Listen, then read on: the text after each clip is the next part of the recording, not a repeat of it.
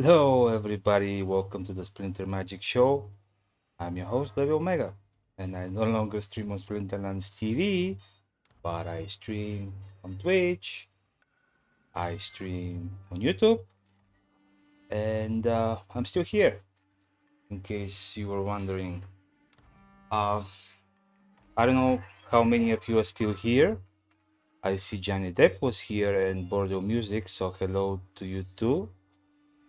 Um, Yeah, Johnny Depp, it was wait. Oh, actually, you said that drop by going to bed, so sweet dreams. Although you probably left already, but Bordeaux Music, I'm happy that you're here. And what's going on? What's going on around the Splinterverse? I'm pretty hyped. That's why I decided to go on stream today. I was listening to People's Guild interview with Nate. Um, Amazing job as usual, but got me pretty excited. Like to everybody that was saying that you know it's Printlands can no longer be what we were envisioning and whatnot. Well, I don't believe that's the case. And listening to Nate, I was like, oh yes, we'll get there eventually. I think a lot of cool stuff are happening. I think without saying much, he alluded that uh, the rebellion set will be very exciting, and will bring something new. Of course, he didn't say in details what will be the new part, but he sounded very excited when he was talking about it. So that got me excited, and I was like, oh, let's see how many of you have listened to it, how many of you got excited by it. And by the way, welcome to the stream, Ivanov, my favorite Mexican with Bulgarian family name. I'm happy to see you here, man. And yeah, I was just wondering how you guys feeling about what was, if you have listened to the podcast with Nate, how you feeling about it. I mean, if you haven't, I would highly recommend go look for People's Guild. And if you're feeling down, if you're like feeling bad about what was happening with Splinterlands, or if you feel like we're in a doom and gloom phase, I would say go listen and you'll be recharged. You'll get some hype your way. Boredom Music is saying, I haven't listened to it yet, but I'm also not feeling down. Yeah, I mean, I wasn't feeling down, but as high as I was feeling, that podcast made me feel even higher if it was possible. So, and I haven't even finished the podcast yet. It's like 2 hours and 15 minutes or something like that. I still have like half an hour to go, but definitely very exciting stuff from what I heard. And I'm very happy that members of the team are jumping on socials, on streams and stuff like that, and talking about what's coming up, because I think the majority of the community feels like they need some boost, like something to hype them up a little bit, because yeah, bear markets are not fun, and especially when we hear stuff about laying people off and having short runaways and whatnot, that can get to somebody. And I think we need all the optimism we can get, and that definitely charged me with some. So that's why I was like, yeah, I need to let people know in case somebody missed the new episode of People's Guild coming up. It's definitely a podcast worth listening if you want to in a way strengthen your belief in the future of the game. I mean, some people need that. I don't, but some people do. And even if you don't, it's still a nice listen to, I would say. So, well done, Jungles. Keep on doing the good work and keep on bringing us excitement by inviting awesome people like Nate on your podcasts. Bordeaux Music is saying, to be honest, I don't get why people are panicking now. Um, Ike, why now? There was million opportunities to freak out earlier. You're right about that, but they're freaking now because it turned out the runway we were presented with before was kind of like overextended of what the reality is. So they're like, oh, well, I mean, we have only 5, 6 months. Are we going to make it? Like, we have we are firing people, so how is that going to affect the building process and whatnot?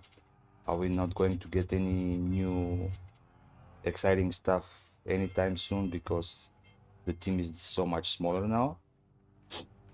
So that might probably be the reason why people are panicking if they are. But yeah, for me, there's no point for concern. There is no reason to be panicking. So if anything, that podcast just um, increased, as I said, if possible, increased my faith that cool stuff is coming our way. And I personally am very happy to be part of the journey. I don't know about you guys, but for me, it was always about the destination and not about the stops on the way. Bordeaux Music is saying, Bordeaux Music is saying, Matt is being pretty straightforward with what's going on, and we needed that. We needed somebody to be straightforward. And as much as I like Aggie, we all know that his kind of a job was to hype us up, and sometimes that means like speculating on stuff that might or might not come true in order to get the hype train going. But we did needed some level of getting down to earth in a way, like to be more realistic about the situation, and I think he did an amazing job. So um, I'm definitely positive about the change. I mean, of course, I feel bad about people that were laid off, but I guess what needed to be done was done. Hopefully, it will be the last layoff we experience. Hopefully, from now things will be up and ahead. We cannot know for sure, but that's the hope and expectation. So yeah, um, I think the separation of who leads what was done awesome because uh, Matt is what Splinterlands need for sure, and Invenium is what Aggie needs. I mean, Invenium needs Aggie, and Splinterlands needs Matt, and that's what we have now. And hopefully that will be amazing for both venues of the companies, like both projects in a way. So yeah, pretty excited about that, as I've said before. And also, Bordeaux Music is saying, I think legit reason to freak out would be if Rebellion drops and they sell 10 packs in the first 24 hours. See, that's not gonna happen. That I can, well, I mean, I can almost guarantee you that that won't happen, and not a financial advice, but to me that just sounds insane, especially with what I've heard in the podcast about what's coming, and knowing people will get an idea what's coming before having to buy those cards. I just think I think at least the pre-sale will just evaporate fast. I cannot be certain of that, but that's the initial feeling I get. So, but I hear you, Bordo, saying that that would be a reason to freak out. Hopefully, it's very, very, very, very unlikely to happen. I would say below 1% chance of that happening. And he says, other than that, I'm feeling optimistic. Yeah. Also, one thing that I wasn't sure if would change since the change in the upper echelons of the company, since change in leadership, I wasn't sure if we'll still get those new summoners being um, created in collaboration with the community, pretty much without saying it directly. From everything I heard from Nate, that would be the case again, which means there'll be big groups incentivized to buy a lot of packs, because everybody wants to be immortalized in a way in the game, and that have had always been a driver of and by itself in the pre-sales, and it seems that won't change. So therefore, I'm thinking the 10 packs in first 24 hours is kind of, in my mind, impossible to happen. But I mean, who knows? I guess stranger things have had happened. Maybe, I don't know if that's possible, but maybe they have had happened. I just don't expect that to be the case. Hey, you're magical, right? And happy to see you here, man. And I'm happy to see that you're also feeling optimistic too. It's always nice to see people excited about stuff. Definitely. And I'm also excited about the level of transparency in a way that, uh, as uncomfortable it is for Matt to be in the people's eyes and ears, he's doing it. He's doing it for the better of the game, and that shows good leadership skills. He's doing what needs to be done, and I cannot be happier to see that happen, because tough times, yeah, calls for leaders, and I think he stepped in those shoes again, as uncomfortable as that is for him, and he started doing the right stuff from day one. I think. I mean, we haven't seen before the change. We haven't seen Matt on a town hall for a couple of months, I believe, and then all of a sudden we got to hear from him 2 weeks in a row, and I'm thinking we'll keep on hearing from him very so often from now onwards. And for me, it was always been exciting, even if he doesn't drop alpha or something important every time. Just listening to him answer questions is kind of always boosting my morale up, because let's not kid ourselves. Like, as much as Agi is equal part CEO, and he's very good at doing what he was doing and hyping things up, the majority of the brain behind the game is Matt, and having, like, seeing now that he would have less bumps on the road to get things the way he envisions them, makes me super optimistic about it. Like, that's what I would have wanted to see. And for the longest time I was thinking that they both, like both Agi and Matt, like, yeah, it was mentioned that they were disagreeing on stuff, but I was thinking it was more like a friendly disagreement, like they can go over it with with couple of beers, and then everything will be fine. But it seems like there were major disagreements, and major decisions were taken that not necessarily reached an agreement. And now we saw Agi's vision of stuff. Again, I'm super grateful. He did an amazing job so far. If it wasn't for Agi, we wouldn't be where we are now.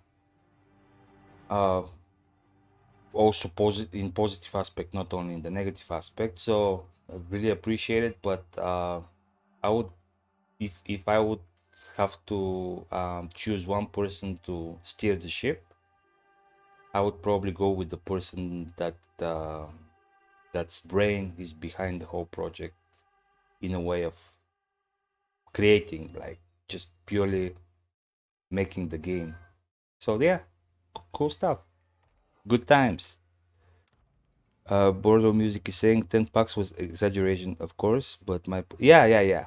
I understand, and I'm just overall on what you said. I do believe, and I think that if somebody is expecting low volume of sales, especially in the pre-sale, they will be surprised, maybe even shocked. I might be wrong. I might be the one that would be shocked, but based on everything I heard, and based on just reading people's intentions towards rebellion here and there on different streams, even on some of my streams, I'm thinking that pre-sale at least will go quite well. Maybe maybe I'm setting myself up for disappointment, but it's a risk I'm willing to take because everything sounds freaking awesome, and it feels like a breath of fresh air. As like counterintuitive probably, because what we heard is like there is not really that much of a runway, things are really tight, and that should probably spark some concerns. On the contrary, for me, uh, I've never been more excited about what's to come than now. So I'm happy to see uh, every now and then, here and there, people who are feeling the same way. Because some point I'm thinking like, am I the crazy guy that is like delusionally optimistic about everything and seeing everything with rose glasses? But if that's the case, I think that there are more of us out there, and I'm happy to see that at least I'm not alone. I don't need I don't need to be directly worrying about my mental state. I Everything points towards me being okay mentally. So that's good news always as well. With as the age advances, you start to question stuff, and yeah, at least I don't have to question that right away. It would seem. But how you guys preparing for rebellion? Like, what are your plans, and are you planning to participate in the pre-sale, in the main sale? Are you planning to buy BCXs off the market? Like, how you see your plan coming to fruition? I would be curious to hear. Border Music is saying, well, Matt basically said that current costs are 250 per month, so Rebellion sales will show us exactly how much longer the run. Yeah, and mind you, it's not. We sell what we sell in pre-sale, and that's all. Like, nobody is going to buy packs anymore. Especially with what I heard in the People's Guild interview with Nate. They're thinking of ways to make cards as we go more valuable, not less valuable, and they were thinking about mechanics to do so. And he had, from what I heard, he had a great idea that he didn't want to share much about because probably he cannot. But yeah, in his mind, if everything works as intended, the price of the card should be increasing with time, not decreasing, and that's all connected with the airdrop points, and them being connected with what you actually own and not what you did buy at some point of time. So yeah, knowing that uh, usually airdrops run almost until the end of a pack sale, and yeah, I know we'll be having burns and whatnot, but that would mean if people actually do want the airdrop points, they'll have to be keeping their assets. And that means that if anybody was to sell assets, they would probably think twice about what price they would ask for those assets. Yuri Magic is asking, what about vouchers? We don't know yet. My personal thought, my personal speculation about it is I would say probably 10 vouchers a pack, like seeing the prices of the vouchers and thinking that the idea is to have a $4 $5 packs that goes down to $4 if you use vouchers, or that being one of the narrative. I'm thinking if we see, which is more likely, a pack sale of $4, then probably it will require 10 vouchers for pre-sale, and then 10 vouchers for whenever you get bonus packs. Like if you buy 100, you get 10 bonus packs, so you need to have like 100 vouchers of those. I might be wrong, it might be less, like it might be 5. What I heard from Matt, it would be for sure more than 1. So I'm thinking probably it will be a round number in a sense that if it's not 1, then the two options I see are 5 and 10. Could be 2. I'm just thinking round numbers sound better, especially with the low price of the vouchers. So since I'm doing my best to get around the 500 pack mark, I might even not have enough vouchers. So I don't think I have ever bought vouchers yet, but now I might need to. I don't even know how much I own. Let me check. Where was it? Vouchers. 1,500. So yeah, if 500, if 500, actually it's 575, because on 500 bucks you get 75 extra. So if 575, that's like even at 5 vouchers, I just have half of it at the moment. So I would probably need to buy some vouchers as well. But we don't know. We don't have full details on that. So I guess I'll act whenever needed to be act. But yeah, it will be interesting. I'll definitely. So my idea was, since probably, I mean, not probably, but there is a chance, like, and from what we heard from Mark, big chance of the pre-sale coming before land.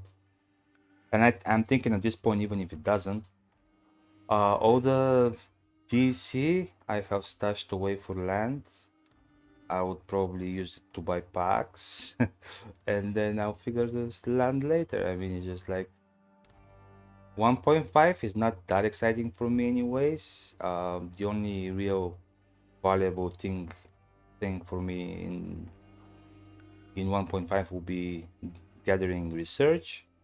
So probably I'll just put my magical plots at use. I do have some grain from the building in a box and stuff, like from the boosters we could buy when revealing land.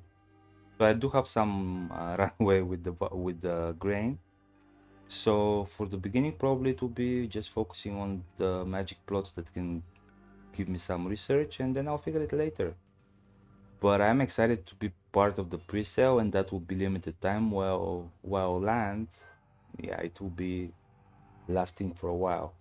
If I was to go for SPS, trying to gather as much as I can while the people participating are less, therefore the APR is higher, then yeah, I would be putting priority on land and then figure the packs later. But I'm earning SPS from nodes, from the game and whatnot. So I'm like, yeah, I should probably focus on the packs.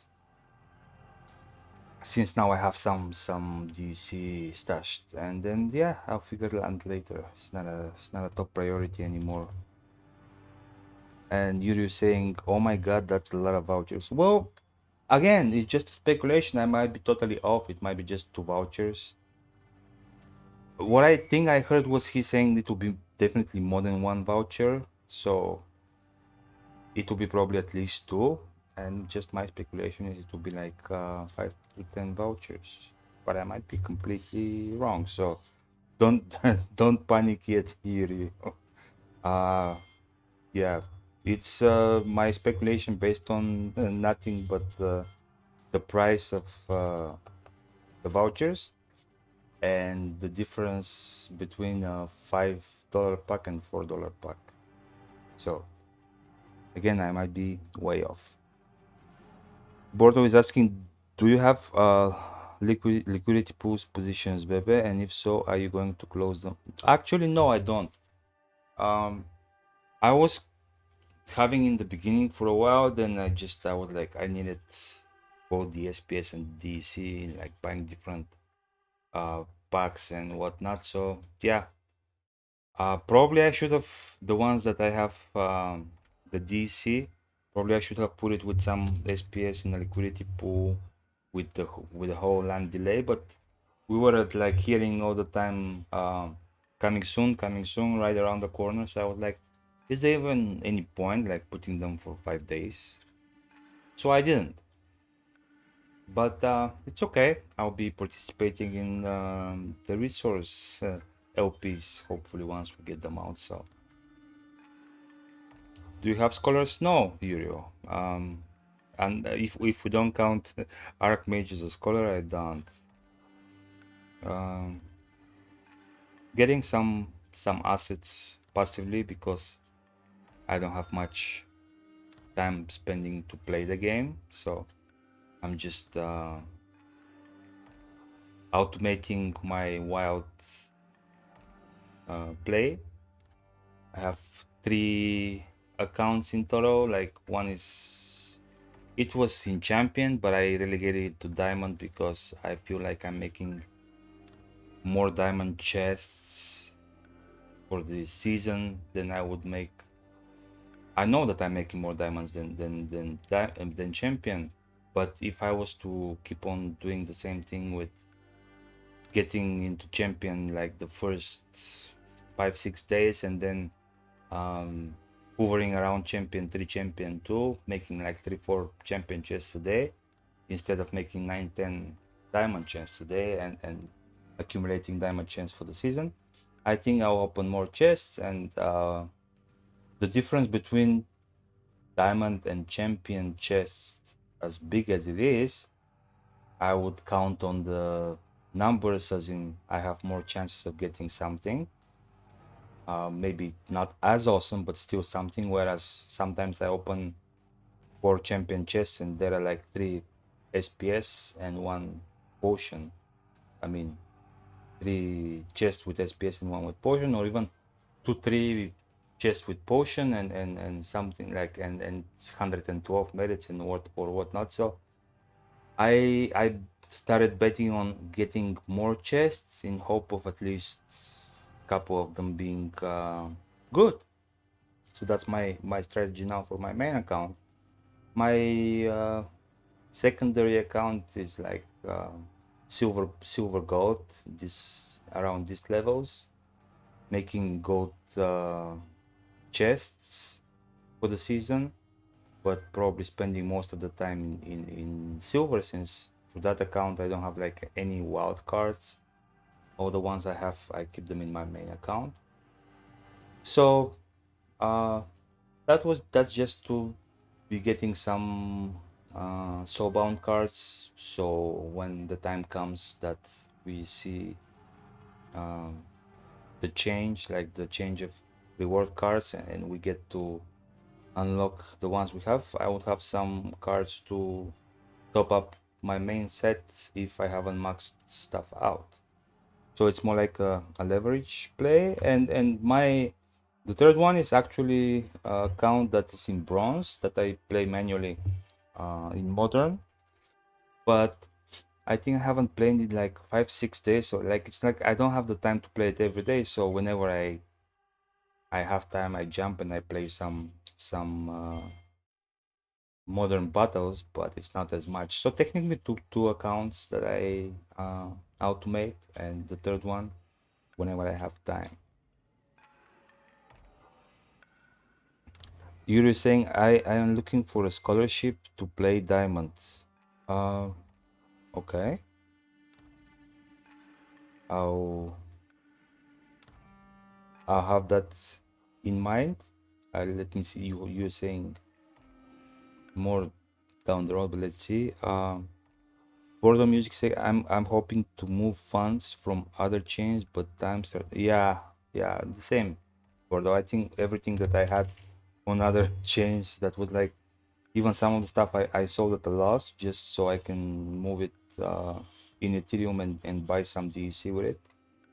So I understand where you're coming from. You're saying I'm willing to play at silver, keeping the cards for me and giving the packs and maybe 50% SPS, not a silver, a diamond. Well, yeah, see, but the thing is, I mean, I'll definitely keep my ears to the ground if I hear somebody looking for good scholars. I definitely will recommend you. Just the thing is like, yeah, I do the thing that I do most is the cards and the SPS. Not really that much interested. So, yeah, I'm trying to max out my soulbound cards deck. So, yeah, I guess I was thinking I might be able to offer something, but in this case, yeah, I think we want the same thing. So, but anyways, yeah, thanks for sharing. If I hear anybody looking for good scholars, definitely will recommend you. Border Music is saying, Yuri Magico, if I were you, I would ask either Kira or Gentle Pusa. As far as I know, they both have diamond scholars. Oh, see? Yeah, the Filipino Mafia. And I mean, I don't know, Yuri, probably you're on good speaking terms with Mango Mayhem. But if you're not, he's like the capo di tutti capi for the Filipino Mafia, and I can definitely put a word in for you, and I'm sure he can help you out. I mean, he's like the unspoken leader for the whole Filipino community, and he definitely can make things happen. So if you're interested, let me know, and I can talk with him. Or if you're like on good speaking terms, you can do that yourself. I'm just offering to make the connection if you don't feel comfortable personally talking with him, which I think probably won't be the case since you were just as long if not longer a Splinterlands TV streamer, and Mango Mayhem was often frequently coming to the channel. So I'm sure that he knows you very well and you probably know him very well, but yeah, he would be probably. I mean, of course, you can approach Kira and Gentle Pusa in person, but if nothing can be done there, definitely I'm thinking Mango may be able to help you in some way, and I cannot guarantee 100%, but he's a nice guy and he likes to help, so he has um, a strong voice in the Filipino community, and I'm sure he can make. Not sure, but I think he can make things happen for you if you are serious about it, which I believe you are. So I guess that's as much as I can help. But aside from that, none of you guys told me what you plan to do with Rebellion pre-sale. I'm still curious to know. Me personally, as I said, I'm aiming to find find a fiat, like to make at least enough DC for 500 packs or 575 with the bonus packs. And I think I heard like from Virus the same thing, and somebody else, I don't even remember who. But for a few people, seems like 500 packs is where they aim at least for the pre-sale. So I'm curious to know about you guys, how you feel about it, and where is your head at for the moment. Would be nice to know. If of course it's not a secret. I mean, if you want to keep secret, that's okay. But hopefully, hopefully not. I mean, we're all one big awesome community, and I mean, I feel everybody like family. So you can share with your brother what your plans are. I promise not to tell anybody else. It's not like those streams are public and everybody can listen to them, but still, I mean, I don't I don't feel like it should be such a big secret anyway. So I don't know. Of course, if you don't want to share, that's fine too. I'm not going to force you. No, it's just something to talk about. I would think, since I guess at this time, I was expecting like usually I start my personal streams now around 10, 11. So I was thinking if I start earlier, maybe I get more people, a different crowd. But maybe Thursday is not so popular of a day for that, since I see the numbers revolving around 2 and 5 users. But yeah, I mean, it will be hit or miss in a way that I'll try different time zones, see what sticks and what not, and maybe we'll come up with a permanent schedule at that point. But for now, it's like when I feel like jumping on stream, I do it, and then it will be like this for a while until I'm figuring stuff out. Borrow Music is saying it all depends on how much funds I can secure. The dream is that I wake up and someone bought all my exclusive NFTs on wax. Yeah, okay, that's that's I can see how that's the dream. And I wish that happens, but I was thinking more in the way of like you probably have some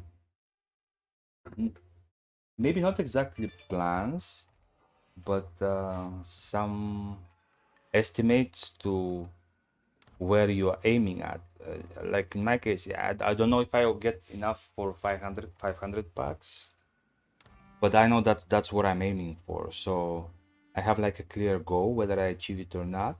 At least it will be something I look forward to doing. But yeah, knowing myself, even if it puts me in a little financial burden temporary, I'll probably go and sacrifice what I need to just to get there. And the sad part is I know that those 500 bucks will be nowhere near enough, like not at all. And I will have a lot of more figuring to do down the line. But I'm really curious and excited how like what the exclusive promo card for the pre-sale will be, and it's probably something as awesome as Dr. Blight. So we'll see. But for now, the plan is to jump with as much as I can in pre-sale. What I was saying, as it is now 100 pack stops, but the dream still lives on. Yeah, I mean, you should never stop dreaming, man. I mean, whenever again, it's something that helps me, but I don't mind sharing. Like whenever you're feeling in the dumps, like if you're like feeling like your dreams are slowly uh, dying or fading away, just listen to Aerosmith's Dream On. And that's a song that have helped me quite a while back in the days when I was expecting stuff to happen, and I knew it will happen at some point, but just waiting for it to happen was tough times. And that's about my coming here. So yeah, that song definitely helped me. It has some strange energy that revitalize your dreams, or at least that's what it did to mine. So yeah, dream on. Should never stop dreaming. And five and 100 bucks is actually 110 bucks, and I that's what I was trying to remember the other day. Like I know for Oshnur it was 50 bucks per BCX. I don't remember how much it was for Blight. And I'm thinking it probably would have been more, but then I saw that I had 220 bucks eligible for at least what that game shows me. And I still somehow got 6 BCX of him, so it doesn't seem like it was much more than 50 bucks per BCX. But I might be wrong. That's what I was trying to remember in a way to kind of try to figure out how much 575 bucks will get me BCX wise with that card. But I guess all those answers, I mean, all those questions, we'll soon find answers when we get there. When Bordo is saying, I think Blight was 100, but I wouldn't bet on it. Well, if it actually was 100, then I guess I was super lucky without even putting much thought into it.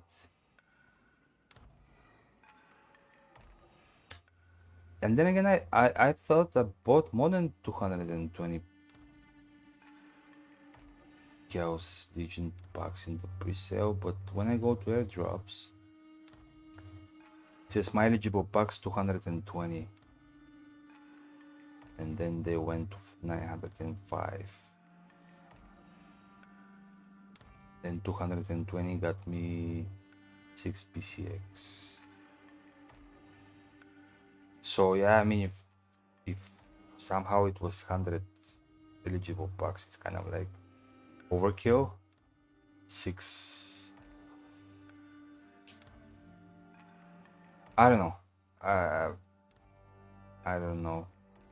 But definitely that would be probably a factor, even though we know we'll have a new system of figuring out airdrops.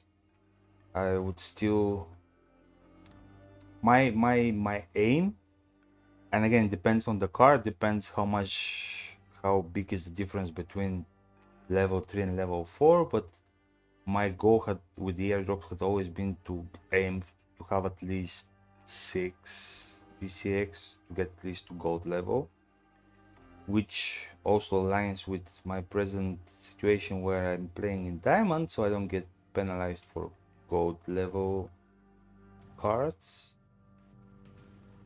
But yeah, probably that will be part of my consideration of how many packs to go for.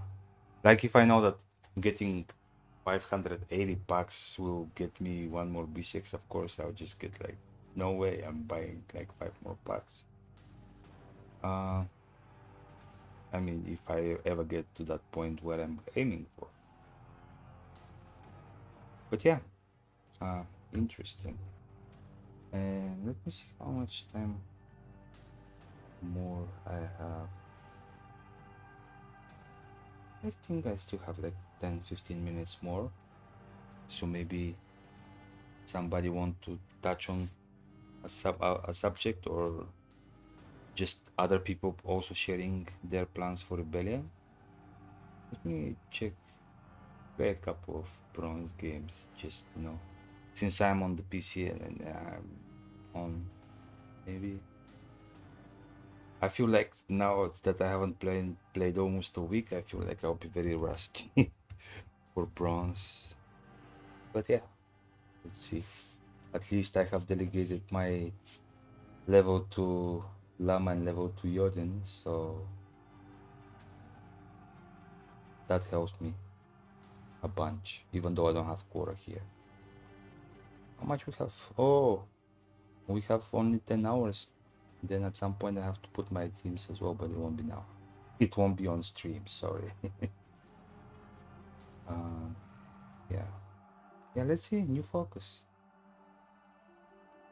And no, we don't want wild, we want modern. I always do this mistake, always the first battle, I just what the game always starts me in wild, and I'm like, okay, let's play, and then I was like, oh no, I lost. Oh, yeah, a tournament that was on the wrong account. That was the Bucks and Caps tournament where I was like, oh, I thought I signed, and then I uh, click sign again, and and I was on the wrong account, so those are that. But yeah, 7 days ago, so like exactly a week ago was when I last played this account. Oh, I have some end of season chests that I haven't opened. Look at that! Wow, so many of them. Let's see. Oh, see, good. Oh, Love Lowland, the magic summoner for Quora. 0.25. Nice. Potions, SPS, merits. Yeah, a card here and there. 0.36. Nice. I mean, nothing spectacular, but I didn't play much as I said, so I'll take whatever I can. Let's play a couple of battles. See how rusty we are.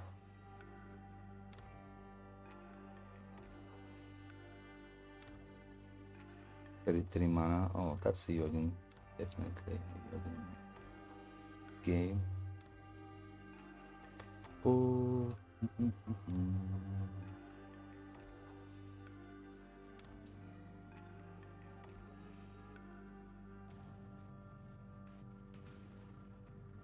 Okay, those are the must-have guys. And then I have 4 mana. I know what I'm going to put. I have 2 archers for that. Or do I put the ant miners instead? No. I'll go for brute force. Okay, so I guess good.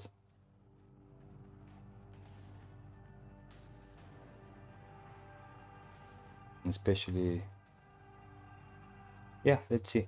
But especially having weak magic, that means that my living lava will survive long. Oh, that was a nice.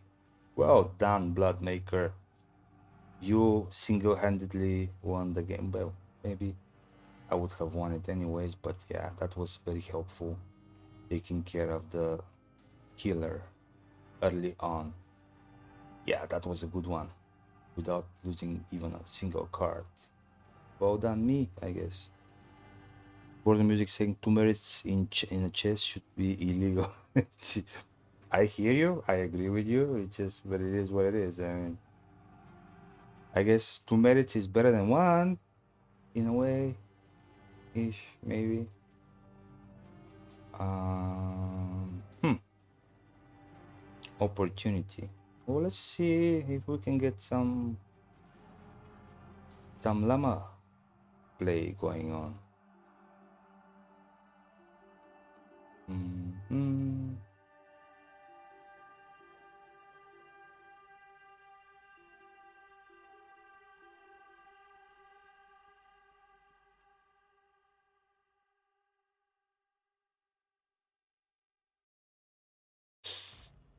And then 3. Or we wanna put for 3.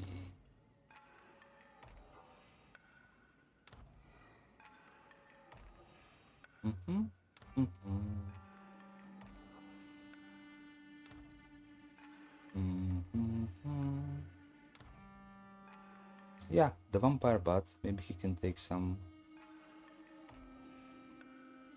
hits. And obviously, I don't know how good that is, but nope. I will actually do that instead. Although I would probably feed a little bit the Quora if he has. Yeah, let's see how that goes. I think I might be okay. Or I'm hoping I might be okay. World Music say, don't give me that glass half full attitude to marriage. Yeah, well, I mean, see, it's not about the half full attitude, it's about like, what can you do? You open and you have 2 merits, and it is what it is. Do you think I feel better when I open a champion chest and I see 112 merits? It's like 50 times more merits, but do you think it's something that fills me up with joy? I also think 112 merits in a champion chest should be legal, but I mean, hey, it is what it is. I have to make my peace with it rather than feeling bad about it. That's how I see things. So okay, we won't be meeting quota. That's a good news. That's good news. But yeah, let's see how much our cron will be boosted. Should be quite a lot. Seeing how they're going to aim exactly the guys I want them to aim. Okay, that's good. There you go. Keep boosting me up. Keep boosting me up. And then when this guy dies, my cron becomes unbeatable, unstoppable. Pure joy to watch how he demolish everybody. Yep. Sherlock 007. Well, not much of a 007 now, are you? Yeah, it's so unfair. This combination is so unfair. But in love as well as in war, oh, everything is allowed. Everything is fair. What I was saying, fair point. Yeah, it just sucks. 112 merits for a champion chest, and then when you add like 112 merits, then 12 alchemy potion, and then 8 legendary potions, and 1.2 SPS, and that's your like your whole earning for the day. Is kind of like, yeah, no, I better open 10 diamond chests. So that's what I've been doing. Bordo is saying, so what's your take on SPS at the moment? Are you planning on getting more, or do you think so? Uh, I'm not planning on getting any. I'm not planning on selling any. Let me just go to the main account. First, yeah, my yesterday's, for example, chest. It's nothing fancy, but still there were like 9 chests, and then there was SPS 9 cards, 5 cards, 9 cards, some more SPS, potions, of course, some more cards, and some more potions. So if it was like only this, like only the 176 SPS, 17 potions, 14 legendary potions, and let's say 13 SPS, or like the possessed puppet, five of those, I would be like, damn. But at least now I had more chances. I did open like 4 different cards with good numbers, so way better. And on the topic of FPS, oh, which remind me, I have to stake that one, but I do have I do have 163,000, and I'm earning staked SPS staked tokens. Yeah, I'm earning every day like between 130 to 500. That's, I think it was the end of season, but I'm earning daily. So yeah, I'm not planning on buying. I'm just building it up little by little. And I think the beginning of staking requirements, I was like below 130,000. Now I'm already at 160. So yeah, little by little, but I'm not selling and I'm not buying, to answer your question. But guys, thanks for being around. Unfortunately, I need stuff done in half an hour, so I have to get ready for that. Thanks for being with me. I just wanted to jump in to give you some of my hype that I got listening to Nate at the People's Guild. And again, if any of you have not yet watched the newest episode of People Guild with Nate, I would highly advise you to do that, even if you're super hyped, but especially if you're not, because it was pure joy listening to him as usual. But thanks for showing up. Thanks for making me some company for the hour. Like, I think it was around an hour. So thanks for that. And I'll be jumping every now and then for as much time as I can, so we can be together and share our thoughts about our favorite game. Thanks, guys, and see you around, I guess.